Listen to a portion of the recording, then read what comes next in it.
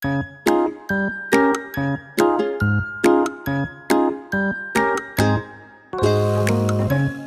আলাইকুম।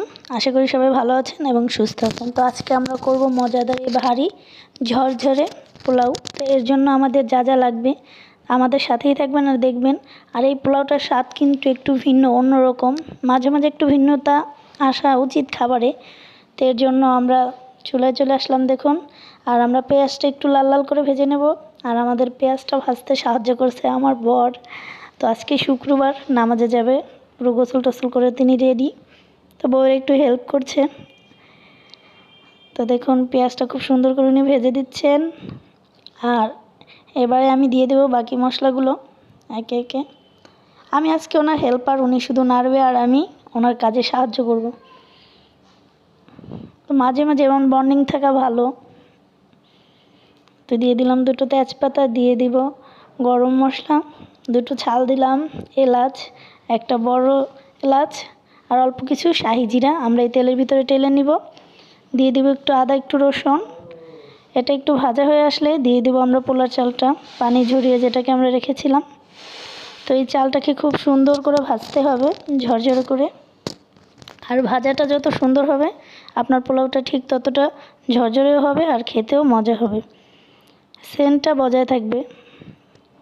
তো এখন আমরা চালটা খুব সুন্দর করে ভেজে নেব। আর আমরা অল্প কিছু গাজর অ্যাড করেছি কালারটা একটু সুন্দর আসার জন্য। আর দুটো তিনটা কাঁচামরিচ দিয়ে দিয়েছি, বাচ্চারা খাবে তাই ঝালটা একটু পরিমাণ মতো। আর আমরা দিয়ে দিয়েছি গরম পানি। আর এটার মাপ অবশ্যই পোলাও দেখতেই পাচ্ছেন আমরা কতটুকু পানি দিয়েছি, কখনো অতিরিক্ত পানি দেওয়া যাবে না। দিয়ে দেবো এখন একটু দুধ, আর এর জন্য আমি পানিটা কম দিয়েছি।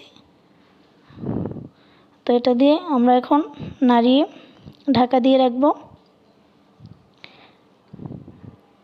আর এটা একটু বলক আসার এতে দিয়ে দেব লবণ 1 চামচ, মানে পরিমাণ মতো। দিয়ে দিব হাফ চামচের মতো চিনি। এটা পোলাওটা আপনার যেমন ঝরঝরে করবে আর স্বাদটাও বাড়াবে। তো দিয়ে দিলাম অল্প পরিমাণ চিনি। এখন এটাকে ঢাকা দিয়ে রাখবো দেখুন। আর এই পর্যায়ে দিয়ে দেবো আমরা কিশমিশ। এটাকে খুব সুন্দর করে উল্টিয়ে দিতে হবে।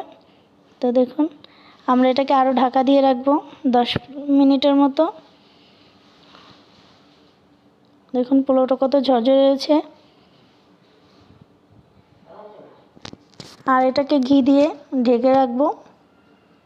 আপনারা যারা ঘিয়ের স্বাদটা পছন্দ করেন না তারা অবশ্যই ঘিটা করবেন, কিন্তু আমার বাচ্চারা খুব পছন্দ করে। তো এটাকে আমরা ঘি দিয়ে এখন ঢেকে রাখবো আরও 10 মিনিটের মতো। ফিরে আসছি 10 মিনিট পর। দেখুন আমাদের পোলাওটা হয়ে গেছে, এখন শুধু পরিবেশনের সময়। এখন আমরা এটাকে খুব সুন্দর